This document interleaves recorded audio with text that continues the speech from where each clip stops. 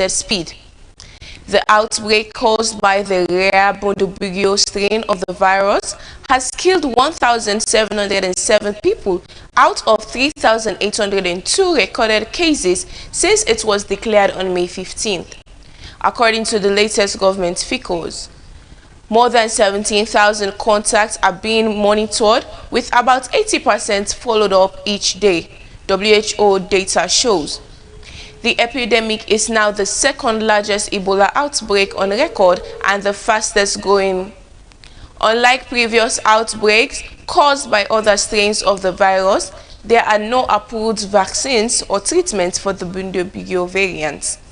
Speaking to reporters in Geneva on Tuesday, Vasi Mothi, acting head of the WHO's R&D Blueprint program, said years of advanced planning had allowed researchers to begin testing experimental treatments much sooner than in previous outbreaks. If you compare this outbreak to previous Ebola outbreaks, we have been able to start trials more quickly, he said. It's true that the preclinical data that we're seeing is promising. Mothi cautioned that only clinical trials will determine whether the experimental medicines and vaccines are effective. WHO Director General Tedros Adhanom is due to arrive in the Congolese capital, Kinshasa, on Tuesday before traveling later this week to Bunia, near the center of the outbreak. Ouagadougou, Burkina Faso Captain Ibrahim Traoré, a 38-year-old army officer who seized power in 2022 coup, has become one of Africa's most recognizable leaders, hailed by supporters as a symbol of sovereignty and resistance to foreign influence. But while his image has grown across the continent, his rule has also been marked by increasing restrictions on political activity, persistent insecurity, and questions over whether his message of national renewal can translate into lasting change. In April, Traoré told Burkina people to forget about democracy, arguing that the country was in a revolutionary phase rather than a democratic one. The remark came after his government extended the military-led transition and dissolved political parties, signaling that a return to civilian rule was no longer an immediate priority. The contrast between Traoré's growing international reputation and the realities inside Burkina Faso has become one of the defining questions of his presidency. Burkina Faso has been at the center of the Sahel security crisis for nearly a decade, with armed groups linked to Al-Qaeda and ISIL expanding across large parts of the country and overwhelming successive governments. Traoré's appeal extends well beyond Burkina Faso because he has tapped into wider frustration across parts of Africa over foreign military intervention, economic independence, and political elites seen as disconnected from citizens. Since taking power in a coup in September 2022, he has expelled French troops, strengthened ties with Russia, promoted local industry and agriculture, and presented economic self-reliance as a national priority.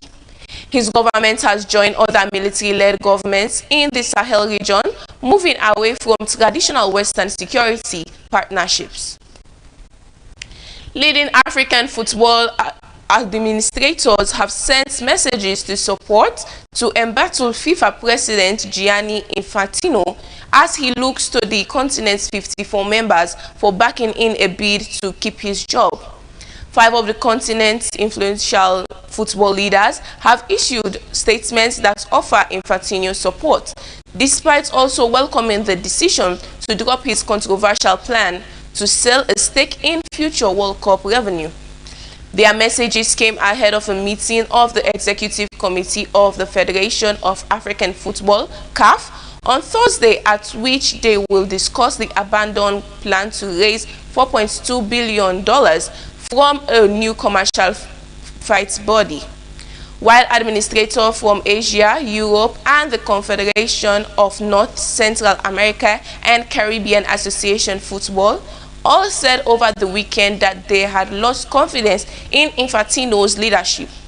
CAF has kept its counsel, offering Infantino hope he can count on the support of its large membership as he looks to hold on to power at next March's presidential election for FIFA.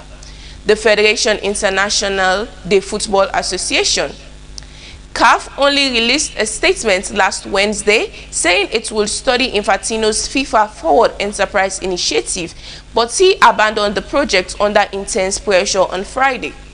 It remains an item on the agenda for the CAF meeting, although there is no guarantee that African football's governing body will take any stand on Infantino's future.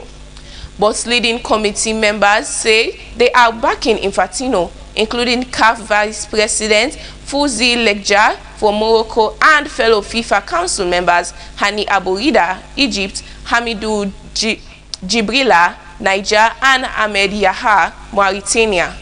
There has also been a statement of support from Veron Mosengo Omba, recently elected president of the Football Federation in the Democratic Republic of Congo, and former CAF General Secretary who studied at university in Switzerland with Infantino.